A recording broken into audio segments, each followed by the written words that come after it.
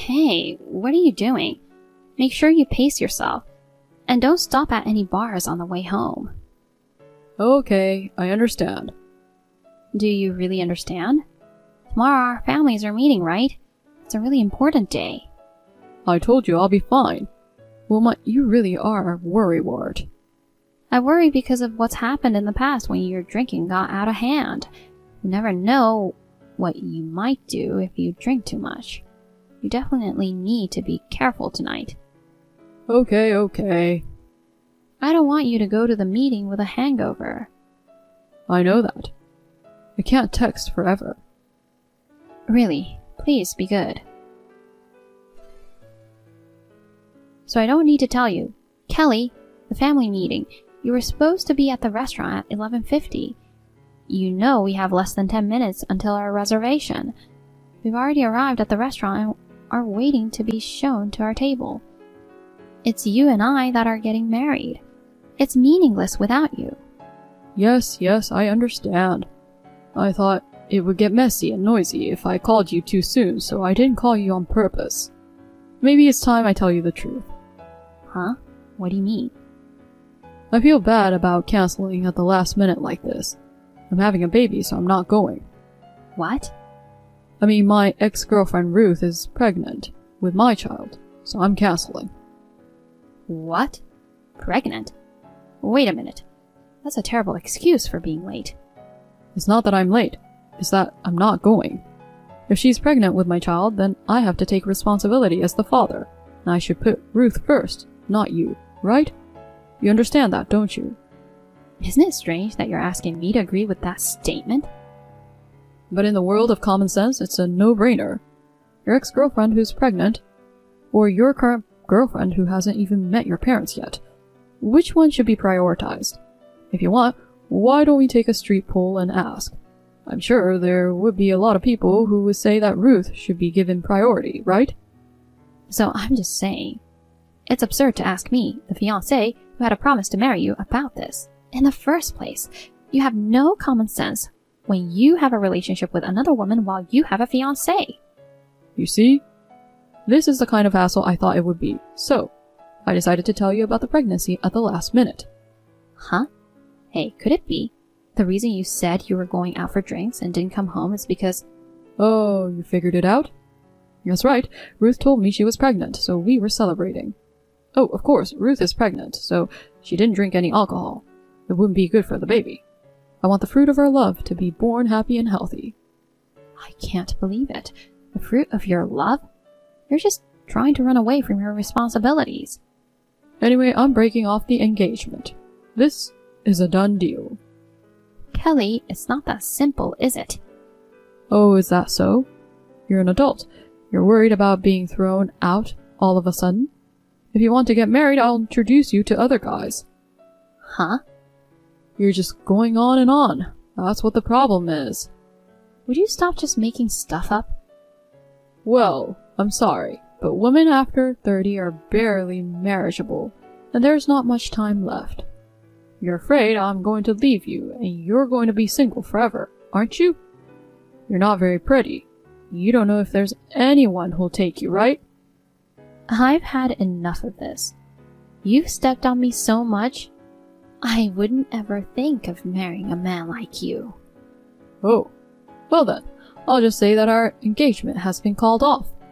It's not done yet. Hmm? I want compensation. Ah, there you have it. Well, okay, tell me the amount later. I talked to Ruth, and we've decided to get the marriage license by the end of the day. I'm glad you understood without any problems. Of all people, that Ruth. That's right, that Ruth, the popular, fun-loving girl. I'm really happy. That's not what I meant, but whatever. Don't come crying to me later. Huh? I'm amused that you're still so stubborn. I'm not going to cry. It wasn't my baby. What? Kelly, a year has passed and now what? Wilma. What? You write like you're crying and screaming. That's exactly what I'm doing. Huh? It wasn't mine. Well, are you saying that the child Ruth gave birth to wasn't actually your child? That's right. And the second child was different too. Ugh, how is this possible? Huh?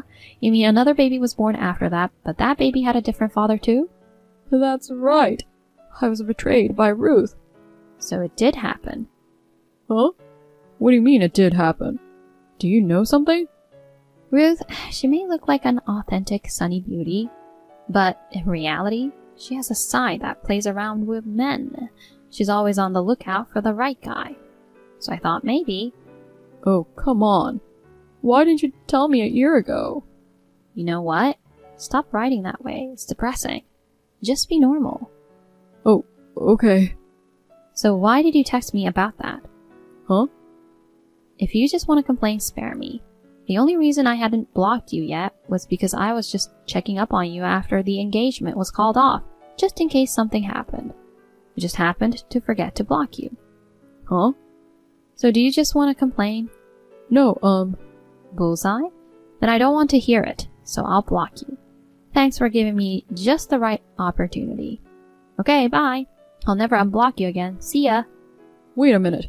I texted you because I have something very important to tell you. Something important? Let's get married. Huh? Let's start over again from that day, a year ago, when we went our separate ways. I think we were young, immature, and stupid back then, and that stupidity destroyed our bond. But now Wilma, I reaffirmed my feelings for you, and I was able to overcome the ordeal of being apart for a year. And then I realized, who I really love is you. Hey? Yeah, you don't have to say it. You're remembering the happiness of the days we spent together, right? Me too, me too. I've been living in loneliness and regret it ever since that day. Wilma, the days without you were empty. I couldn't forget you. So let's start again from here, just the two of us. After a year of trial and tribulation, we can live happily ever after. Let's make up for the days we were apart. No thanks. I'm confident that I can be the right partner of you now. I want to build a future with you. I want to bring back your smile. Excuse me? I want to walk with you again. I want to take your hand. I want to stand next to you and pledge my love and happiness. I want to draw a future with you. Come on, accept me. You're disgusting. Huh? Are you on drugs? I don't have the slightest intention of getting back together with you. Can you stop talking about yourself so much? You're giving me goosebumps. What? You're wasting my time. Excuse me? Oh no, Wilma! Reply to me. Don't tell me you really blocked me. Wilma!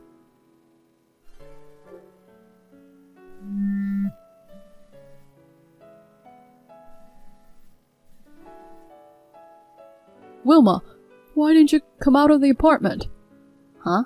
Who is this? Kelly. You again. I got a new cell number and a new text account. I've blocked you. That's not the point. Why didn't you come out of your apartment? What are you talking about? I realized that my failed re-proposal 2 months ago was due to the fact that we didn't meet in person and did it by text. So I decided to make it work this time, to increase the odds of that happening. I spent 2 months preparing for it. The bottom line is, you didn't come out of your apartment, and the neighbors called the police and made a big deal out of it. I know you're shy, but you could have been honest and accepted my love before it turned into a police matter. So what did you do? You saw what I did. You know what I did. It was a flash mob proposal.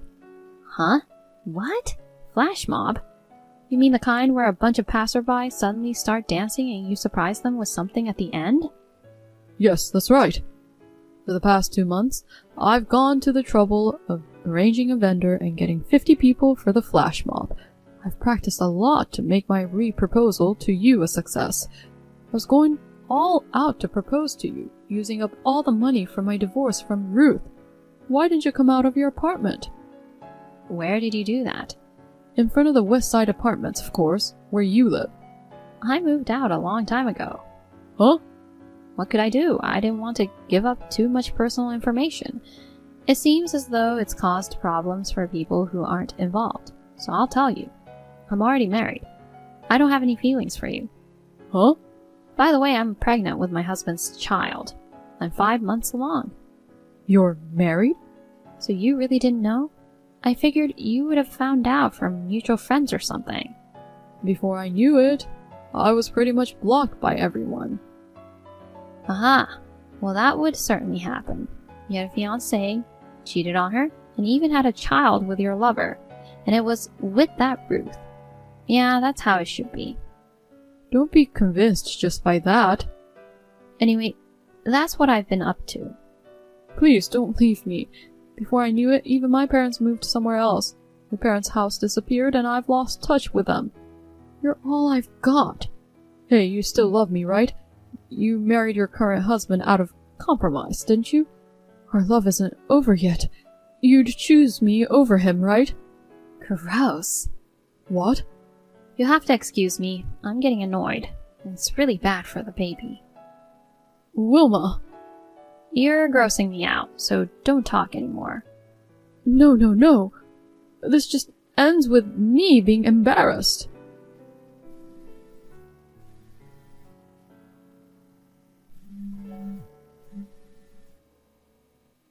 Wilma! Later on, I probed a friend of mine who still lives in that apartment building. That flash mob fiasco? It was Kelly. I was astonished and laughed out loud. He had done it quite spectacularly. The wreckage of a bouquet of bright red roses, clearly the remains of the Operation Flash Mob proposal fiasco. They were just lying sadly by the side of the road. According to the information that miraculously came to me afterwards, his parents indirectly intervened with Kelly, who quit his job and retreated to his home because of the fiasco, which was so embarrassing. They threw him in a civil engineering company as a live-in worker. They pushed him into a black van that picked him up, crying and sobbing. Well, I honestly don't care as long as he doesn't show himself in front of me for the rest of my life. I have my son safely, and I'm doing my best to raise him now. My annoying ex-boyfriend is gone, and I am happy to live with my sweet husband and my beautiful son. Are Mom and Dad on vacation? Do you know anything about it? Traveling? No, I don't really know. They haven't been home since the day before yesterday, and I can't get them on the cell phone. Did you see what was on the table? There was a bank book in my name with $5,000 in the account. There should have been a letter too. Oh yeah, there was, but... You didn't read it? I looked at the first part of the letter, but he said something about the future and how being still unemployed at 35. I was so annoyed. I burned it with a lighter. Really, I hate it when old people are so preachy. Oh, you got rid of it without reading the whole thing. Well, I didn't read most of it. I almost didn't read it. When I saw the first sentence, I was so pissed off. I'm scary when I'm pissed off, you know. So, do you know where they went? When are they coming back from their trip? I'm getting tired of eating at restaurants and convenience stores. You really don't realize the situation you're in, do you? What? The letter you burned was about what you have to do from now on. What's that? You're a piece of work. Okay, I know what the letter said, so I'll just write the gist of it here. Mom and Dad moved somewhere far away. They're never coming back to that house again. What? I didn't hear anything. Of course you didn't. That's the premise. Why? When Mom asked you to spend less money on games on the internet and work more, you hit her. When Dad tried to stop you, he got kicked in the solar plexus. I heard that for the past few years, you've been regularly spending $2,000 to $3,000 a month on games. That's right. You need time and money to run events, don't you? Even you play online games, sis, so you know what I'm talking about. I pay only $30 a month, at the most. And of course, I pay out of my own pocket. And I spend about 1 to 2 hours a day playing games. What? That's nothing. You play too much. Online gaming is a 24-hour-a-day fight. If I were like you, I would get in trouble with the guild members. I'm a guild master, so I have to spend money and play 24 hours a day, right?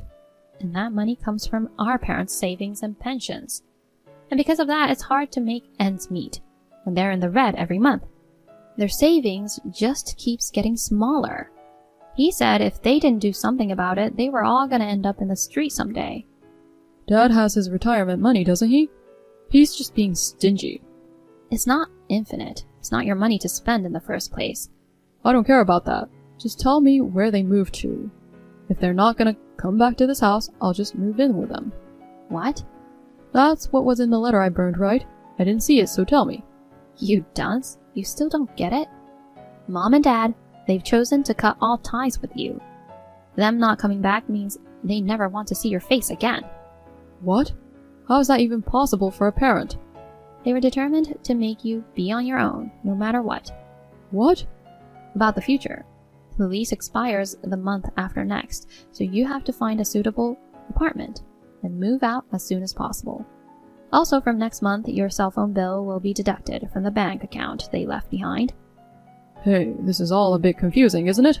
Can you please tell me what's going on so I can understand?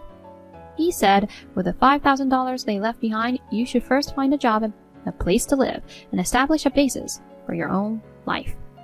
They said that this is the last money they will ever give you. That's what was written in the letter.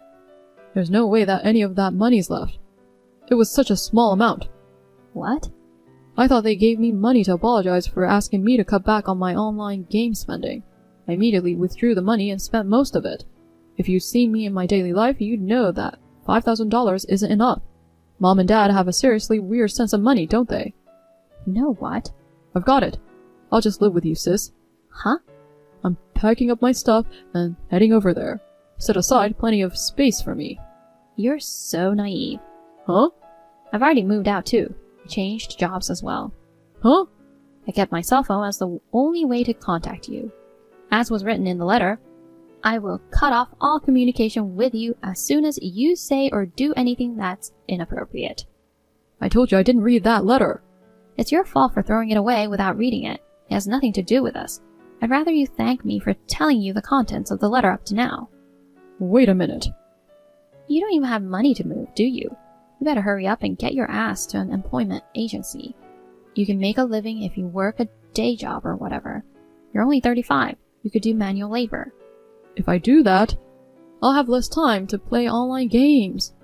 Even after all that's been said, I'm rejecting all calls after this, and tomorrow I'm changing my cell phone carrier. You won't be able to contact me anymore. Oh my god, that's terrible, sis. Goodbye, Christian. Realize that you're the one who's financially insane. From now on, live modestly and honestly.